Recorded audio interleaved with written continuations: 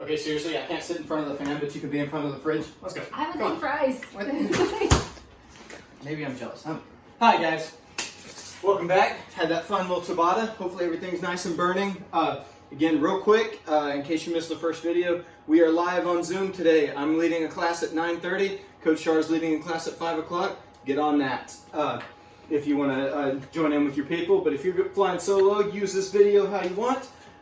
We have a 20-minute AMRAP. I know today's kind of long, so hopefully you knocked out those Tabatas and then can dive into this. We're going to alphabet soup style. So for 20 minutes, we are cycling through these 6 different movements, and each round we'll take 30 seconds off between them. Just something to stay on your feet, catch your breath, grab a sip of water, and then when you start, you'll start at a new one. So round 1, you'll start with A, round 2, you'll start with B, round 3, you'll start with C, or really any order. I always say with these, we want to cycle through these movements, and alternating the order is like the lowest priority. As long as we're getting the good movements and cycling through them in any way, we're golden. So if you can maintain the alphabet soup style, you're going to get a little bit more out of it, but don't overthink it. We're working for 20 minutes here. Nothing too complicated coming at you. We got the Russian swings, which is any weight you got. So ruck, kettlebell, dumbbell, hinging from the hips, coming up to eye level. Those Russian swings, if you have absolutely nothing to hold on to, we will just do some good mornings, just setting your shoulders back, bowing forward. Right into 10 of the plank shoulder taps, slow and controlled. That'll be 5 and 5. Then 10 of those jumping lunges. And if you were going advanced earlier and you want to continue on with those single leg pistols, that will work as well. That again is 5 and 5, 10 total. Then we have 10 and 10 single arm push press, that dip and push motion with the arms. Or if you're rocking body weight, we'll just do 10 push-ups there. 10 deadlifts, essentially picking anything up you got, odd object, any weights, just picking something up off the floor. But if we're working body weight, we'll go to Superman, that back extension from that prone position on the floor. And then finally 5 bent over rows, that hinging, pulling motion, or any kind of body weight pull from the door, the towel, the table, whatever you got.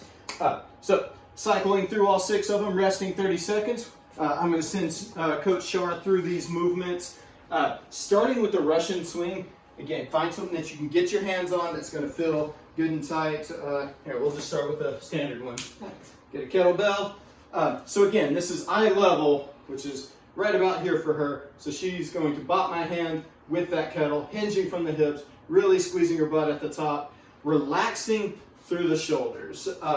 And then if she was using a dumbbell, it's the same exact motion. You just may want to interlace those fingers, make sure you have a good grip on it. Again, hinging at the hips, letting those arms fly straight out as she runs right into my hands. But no excessive shrugging through those shoulders. The arms become like ropes. That weight becomes weightless right in front of the face. If you go the ruck route or anything like that, you just want to make sure you have good solid material, good solid stitching, something that you can hold on to so that motion happens right there. Again, be very careful when swinging some kind of odd object like that. Make sure the integrity is there so you don't throw it through your window. But it's that same hinging motion. If you're going body weight good mornings, let's just set those shoulders back. Same kind of hinge, hold that for me. So the same thing is in this position as if she had that weight in her hands. So as she comes up, it's the same mechanic, but just body weight, hinging and standing, squeezing that butt in at the top. Plank shoulder taps. This is for everybody, body weight or not. Nice prone plank position, digging in nice and tight, and showing control. This is not hot foot on the ground. You want slow and steady with as little movement through these hips as possible. Then we're going to hop to our feet.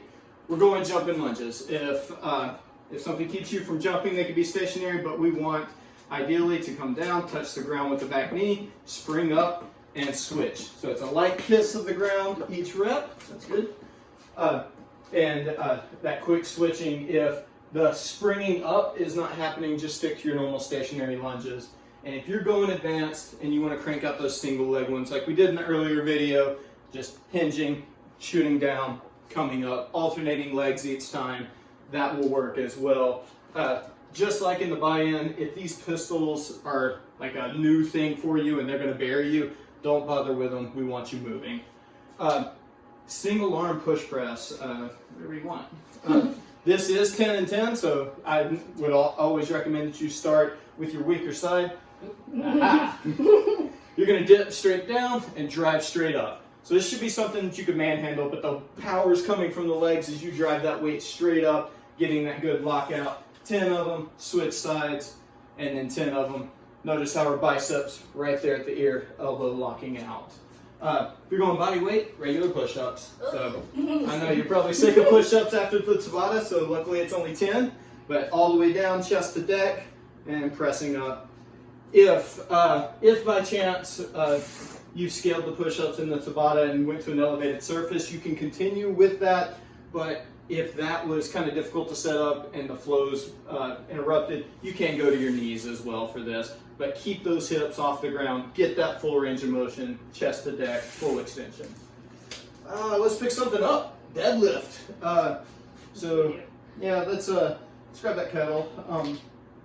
And then so we can go straight up the middle here. So she's setting up just like she was about to start her Russian slings, but this hinging position, it's that same mechanic as the good morning, keeping her butt below her shoulders, tracing these out, and coming straight up. She can go suitcase style, where I'm going to turn you towards the camera a little bit, because what I want them to see is the weights right next to your shins, but as she stands up, there's no twisting, so her shoulders and her hips are in line the whole time. She's not letting that weight shift her to the side in any way. And you can do 5 and 5 on that. That can work with dumbbell, kettlebell, or even, let's give her a challenge. How heavy is this, Marcia? Like 56 pounds. There you go, pick that up. Like 56. That's like like how do you know it's 56? I weighed it. Loaded it with dirt. So, on object deadlift will work just fine. Or is it 7? No, yeah. Oh, you want to do the suitcase? Oh, no. Oh, I was just being mean to you, making you lift heavier. Thanks. Oh, gosh. Alright, that's why I put pillows in mine. Supermans, if you were rocking body weight workout today, this is what I look like. So before she even lifts, I want you guys to remember the muscles that you're using.